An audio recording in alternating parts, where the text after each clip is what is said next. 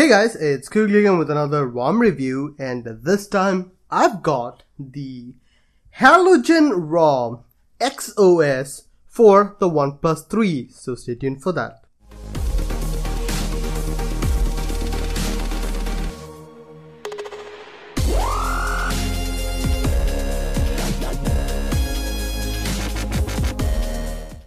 So guys, the HalogenOS ROM. Now, this is a relatively new ROM, at least for me. I never heard of them. I happened to saw them on XDA and I wanted to try it out. So here you go. So what is this ROM? This is an AOSP CAF based ROM through and through, and it does offer a lot of at least what the developers say is that it is a stability optimized ROM. Let's go to the settings, and in the about phone page you can see it is 7.1.1. The HalogenOS version is 29.3, so that is the latest version as of now. It does have a system update feature, which is pretty cool. Now you can see CAF version is LAUM 5.6 R1 0380089XX. If you know what any of that means, good for you. AOSP version is R26, which is the latest in my opinion. I believe that is the latest version. Security patches is March 5, which is the latest one, which is pretty awesome.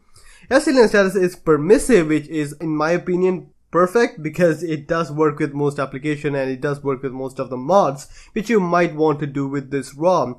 And that is going to be what this ROM is.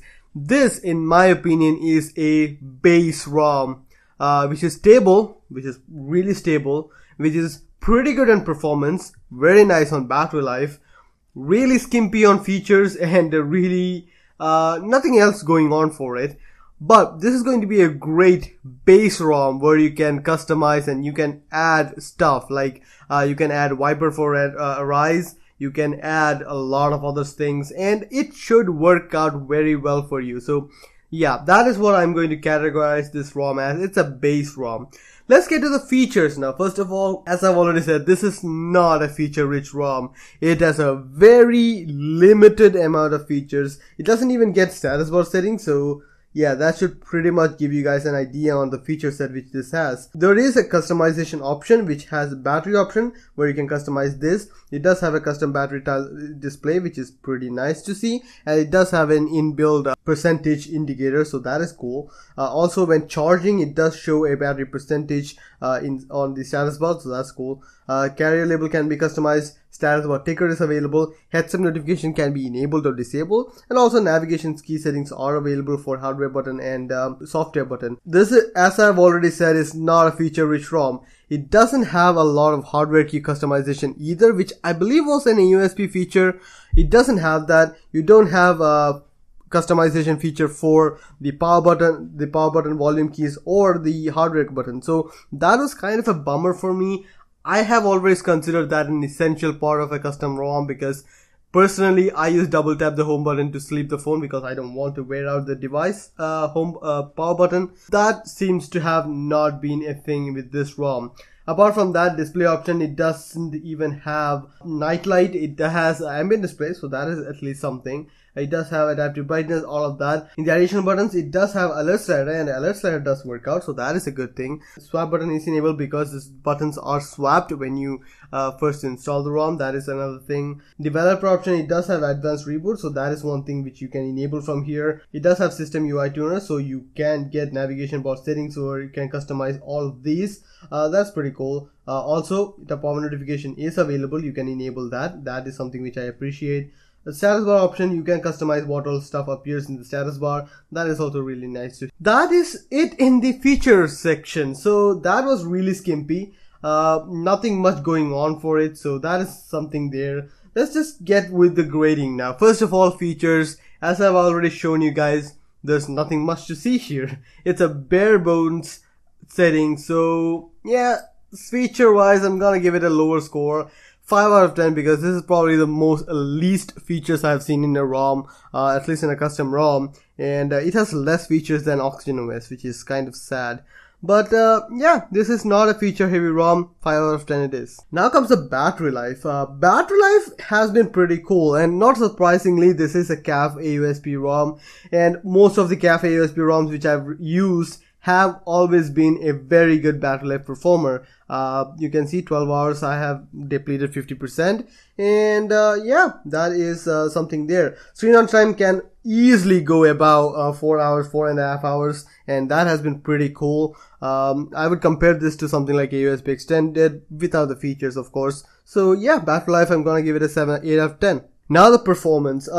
Performance metric for me is normally been N2 benchmarks. I will be starting to do other benchmarks also, but for now, the score is 142,000, which is on the normal side, I guess. Right now, another user also told me that probably because of the new benchmark update, OnePlus isn't getting a very good favorable review. The 164,000 which I used to receive, well, even CR doesn't get it right now. So I guess 148,000 was the ceiling which I received with other ROM. So 142,000 is still better than 138,000, which was a normal score for a OnePlus 3. So yeah, 8 out of 10. Now comes the stability of the ROM. Stability is mainly good. The developers sought out to make a really stable ROM, and I think they have nailed it in this one. It is really stable. It didn't have much issues, for me at least.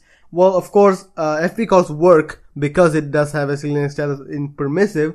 IRCTC app does not work because it is rooted, because I have rooted. The device is not rooted when it is flash. You have to flash SuperSU yourself if you want root. So that is there. The home application, which is the I guess Launcher 3, that did force close on me about 2 or 3 times when I was using it. Not sure why that happened, but it was quickly corrected. I was able to use other stuff. Stability wise, it's a normal ROM, nothing special going on, so 7 out of 10. Now the camera. The stock is the Lineage based camera application.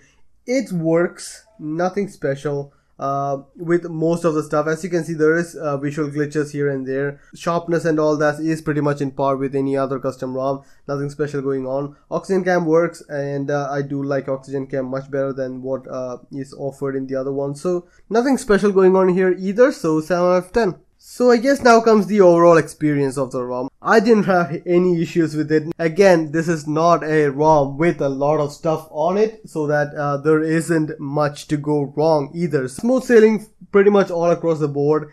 I did have an issue, and most people do have this issue, is that in the settings menu, in the APN settings, well, nothing is available and you cannot add APN settings. You cannot save this. Doesn't really get saved. I had tried this, so if you're using a SIM card which requires you to punch in the APN settings manually, that might be a problem, and that is going to result in a lower usability score, but not too much. It's going to be a 6.5 out of 10 rather than a 7. So aesthetically also, I wanted to just make that clear. This is material design. This is not even the pixel design. This is the ugly green type of design. It does have a good boot animation. It does have good wallpaper selection, but still nothing special going on. So it's gonna be a 7 out of 10. So yeah, let me show you guys the boot animation, which is pretty cool. So here is the boot animation for HalogenOS ROM. It's pretty beautiful and it fills out, and yeah, one other thing with the developer claims is lightning fast boot up times.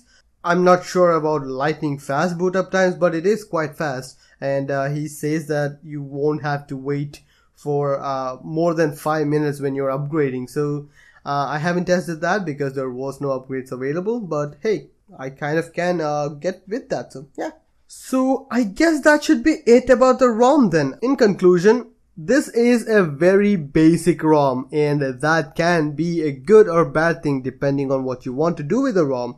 If you want to do your own thing, you want to have all the features from other stuff, and you want to make a base ROM, you can do that, and you can do all the stuff which you want to do in your way. That's a good ROM. In the overall scoring, with all the math which we did with the grading, it's gonna boil out to 6.93 out of 10, and I'm gonna round it off to 6.9 because that is how it is. So again, not the best ROM, but pretty much okay ROM. I won't be using this, and yeah, that's just about it. I can recommend this to someone who wants pretty good stability out of it, and it will work out very well for you. So yeah, I guess how much is it about the ROM then. Hope you guys like the video. Please share, subscribe, and like the video if you found it useful. See you guys next time. Bye.